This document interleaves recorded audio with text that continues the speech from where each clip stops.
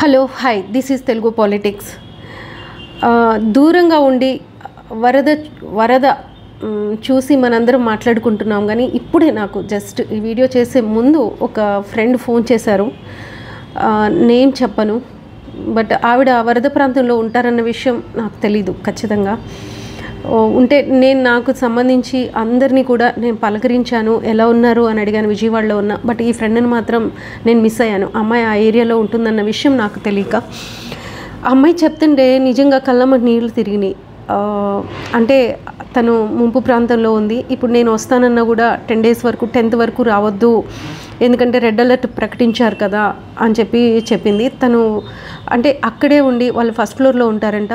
తను ఆ సిచ్యుయేషన్ చెప్తుంటే నిజంగా ఎవరికైనా సరే కళ్ళమ్మ నీళ్ళు తిరగాల్సిందే. అంత దారుణమైన సిచ్యుయేషన్ ఇప్పుడు ఉంది. తను వాళ్ళ రిలేటివ్స్ ఇంటికి మధ్యలో, అంటే వాళ్ళకి లోపలికి ఫుడ్ కూడా ఏమీ రాలేదంట. అయితే తను వాళ్ళ పిన్ని వాళ్ళ ఇంటికి వెళ్ళాను అని చెప్తున్నారు. వెళ్ళి వచ్చిన తర్వాత ఇప్పుడు చూసుకుంటే బట్టలు కానీ సామాన్లు కానీ ఏవి కూడా పనికొచ్చే పరిస్థితుల్లో లేవు.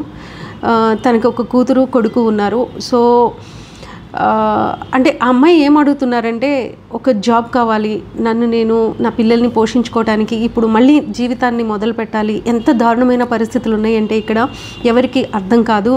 నిజంగా జీవితాలను కోల్పోయాము. ఏ ప్రభుత్వం వచ్చి ఎవరున్నా సరే, ఏ పార్టీ అయినా ఎంతవరకు సాయం చేయగలుగుతారు? మాకు మేమే కదా చేసుకోవాలి సాయం అని చెప్పేసి ఆ అమ్మాయి ఏడుస్తూ మాట్లాడుతుంటే నిజంగా విజయవాడలో ఎంత దారుణమైన పరిస్థితి ఉందనేది చాలా స్పష్టంగా, అది మన స్నేహితులు అందులో ఉండడం అనేది చాలా బాధాకరంగా మనం చెప్పుకోవచ్చు. ఇంకొకటి తను చెప్తుంది, ఎక్కడ గుంటలు ఉన్నాయో తెలియదు, ఎక్కడ ఎలా ఉంటుందో తెలియదు. అంటే మనకు తెలియని చాలా సంఘటనలు జరుగుతున్నాయి అనేది ఆ అమ్మాయి చెప్పిన దాన్ని బట్టి జరుగుతున్నాయి.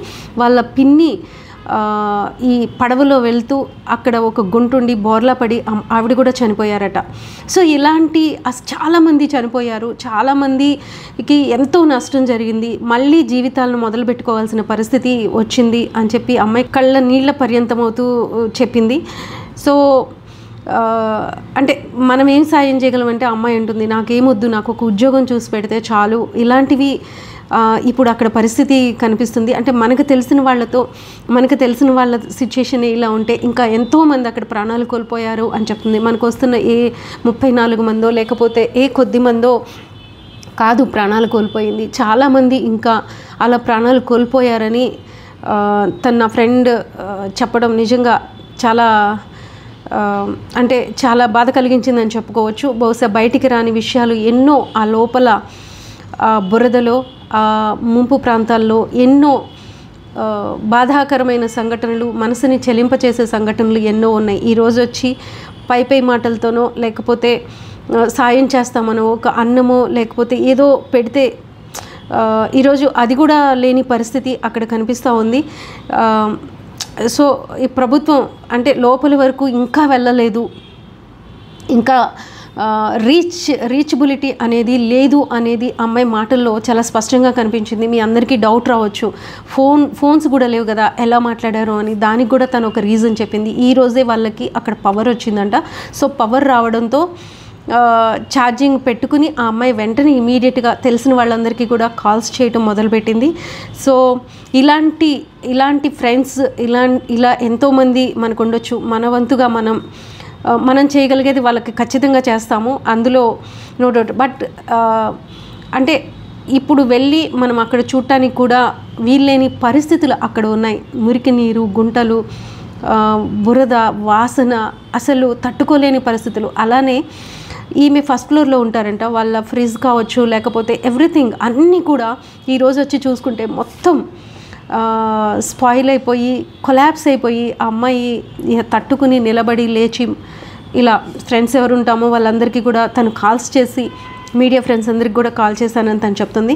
బట్ పేరు నేను మెన్షన్ చేయడం లేదు. ఇప్పుడు తను జాబ్ కోసం అన్వేషించుకుంటుంది, తన కొడుకుని కూతుర్ని పోషించుకోవడానికి, మళ్ళీ జీవితాన్ని మొదలు పెట్టడానికి. ఇలా ఎన్ని జీవితాలు, ఎన్ని కుటుంబాలు ఛిద్రమైనయో.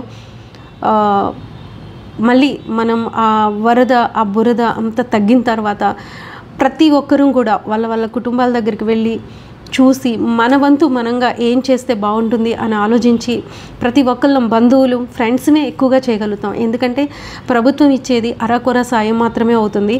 కానీ ఫ్రెండ్స్ ఇచ్చే సపోర్ట్ కావచ్చు, లేకపోతే బంధువులు ఇచ్చే సపోర్ట్ కావచ్చు, మన బంధువుల్లో మన ఫ్రెండ్స్లో ఎవరికైనా ఇలాంటి నష్టం జరిగితే మనందరం కూడా ముందుండి మనందరం కూడా సాయం చేద్దాం.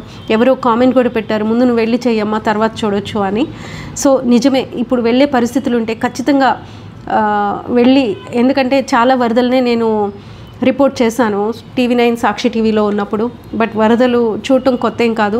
కృష్ణలంక మునిగిపోయినప్పుడు కూడా నేను రిపోర్ట్ చేశాను, నా వంతు సాయం కూడా చేశాను. ఖచ్చితంగా ఇప్పుడు కూడా వరద తగ్గిన తర్వాత, ఈ బురద ఏదైతే తగ్గిన తర్వాత వెళ్ళి మన ఫ్రెండ్స్, మనకు తెలిసిన వాళ్ళ కుటుంబాలకు మనం ఎలాంటి సాయం చేయగలమో అది ఖచ్చితంగా చేసి తీరుదాం, చేస్తాం కూడా. అందరి సపోర్ట్ వాళ్ళకి ఇప్పుడు అవసరం. మానసికంగా సపోర్ట్ ఇంకా చాలా అవసరం. ఎందుకంటే కుటుంబాలు గల్లంతైపోయినాయి. ప్రభుత్వం చెప్తున్న 5 లక్షల కుటుంబాల కన్నా ఇంకా చాలా ఉండొచ్చు. చాలా 36 మరణాల కన్నా కూడా ఇంకా చాలా మరణాలే జరిగి ఉంటాయని చెప్తున్నారు. సో మనందరం ఖచ్చితంగా హెల్ప్ చేద్దాం. మీరు కూడా ఏమంటారు ఈ విషయం మీద? ఒక ఫ్రెండ్ స్టోరీని ఇప్పుడు నేను షేర్ చేసుకున్నాను మీకు.